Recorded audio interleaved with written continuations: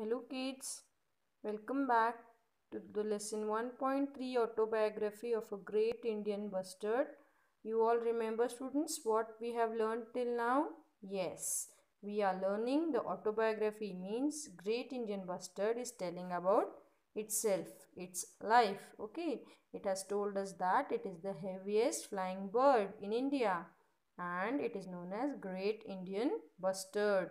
It has different names in different Indian languages, and in Marathi, our mother tongue, it is known as Maldhok or Hum. Okay, students, it has also introduced its wife, that is Mrs.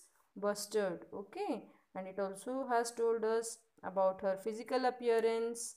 It has also told us where they live on grasslands and deserts with their friends like chinkara, blackbuck larks. Okay, it also told us what it eats like snakes, lizards, small fruits, berries, lots of insects. Yes or no? And it has also told us about its favorite time. It also tells us that when it starts raining, they all gather together at grasslands and it performs a very beautiful dance there. Yes or no? Resonating the sound of a cow, that is whom, and it likes to dance there to impress its soulmate, that is Mrs. Bustard. Okay, students, and it has also told us that it has a very special trick to protect its egg from the predators. And what is that? That their eggs look like stone. And monitor lizards, foxes, dogs, and many more animals are their enemies of the egg and chick. They eat it, and Mrs. Bustard protects the eggs from these all animals. And by the time these chicks come out of the eggs, there are lots of grass, plenty of insects for them to eat. Yes or no? Fresh food for its family. Okay, students. And the chick stays with its mother for about 1 year and learns many good habits. Okay, students. Now let's start with the next paragraph. Okay, students. You may have heard about a great human friend of ours, Dr. Salim Ali. He had even suggested that we should be given the status of the national bird of our country. But the honor went to our beautiful relative, the peacock. I am happy to tell you that I am the state bird of Rajasthan. So students, can you see here? The great Indian bustard is introducing us to its human friend, and that is Dr. Salim Ali. Do you know students who was Dr. Salim Ali? Yes, he was also known as Birdman of India. Okay students, and he has done research on many kinds of birds and has also written several books on them. Okay, and he also suggested everyone that the great Indian bustard should be given the status of national bird of our country. Means it should be called as the national bird of our country. But can you see students, it is also telling us that this honor went to its beautiful relative, that is the peacock. Okay students, you know peacock is the national bird of our country. But it again tells us that it is very happy to tell us that it is the state bird of Rajasthan. Okay students, we have got 10 sanctuaries for our protection, but sadly our number is still going down.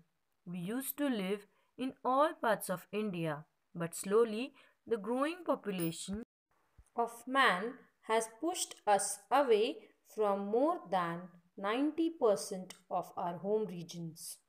We are afraid of hunters that kill us for fun. We also die due to electric power lines that we can't see while flying. We are losing our homes. Today, only the last 200 of us are left in the world. We need your support and love in order to survive. Can you help us? Now, students, can you hear? It has got 10 sanctuaries for its protection, but sadly, its number or its population is still going down. They used to live in all parts of India, but slowly the growing population of man has pushed them away from more than 90% of their home regions. Okay, students, as you all know, people, what are they doing? What human beings are doing when they want to build houses? They are just cutting down the trees simply. Yes or no? Destroying the grasslands and simply building the buildings over there. It is also telling us that it is very afraid of the hunters that kill them for fun. Yes or no? Even some people, they go for hunting just for fun and they kill so many birds for it, which is a very bad thing. Yes or no? Even so many electric power lines are there which the birds cannot see when they are flying, and because when they come in touch of with these electric power lines they die because of that, and they are losing their homes also because of this. And today only last 200 of them are there in the world. Imagine, only 200 great Indian bustard birds are there in the world. And it is also requesting us, that it is telling us it needs our support and love in order to survive, and it is asking us to help it for that. You can write letters to your leaders and make an appeal to help us. You can make my drawing and submit it to your teacher. You can discuss this with your parents. Come to see us at the sanctuary, because now you will not see us in other places. And who knows, if humans don't help us, none of us will be left on the earth. You will only see us in pictures. So students, can you see? It really needs our help. It is asking us for help. So it has also told us different ways to help it. Yes or no? It tells us that you can write letters to your leaders and make an appeal. Appeal means request to help these birds. Okay students, you can make its drawing and submit to the teacher. You can discuss this with your parents. Your parents will help out to help them. Okay students, and you can go to a sanctuary and see them. It tells us so because now it is not, you cannot see it in other places. And it also tells us that who knows, if humans, means if we don't help us, not a single great Indian bustard bird will be left on the earth, and we will be only able to see them in the pictures. Okay students, I hope students you would have nicely understood the autobiography of a great Indian bustard bird, and you would have liked it a lot, and you would have really felt to help it somehow. So you saw students how we are having parents, we are having a house, we are having surroundings, our neighbors, friends. The same way these innocent birds are also having a life. They also have friends, families. Okay students, so you can see how we are living our life.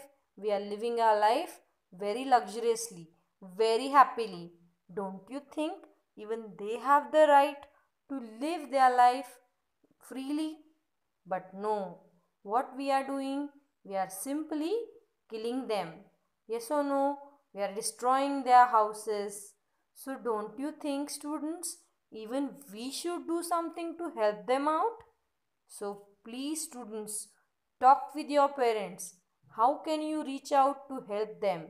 Okay students, see, different TV channels are there which are showing you different programs of these birds, and they are also telling us how to help these birds.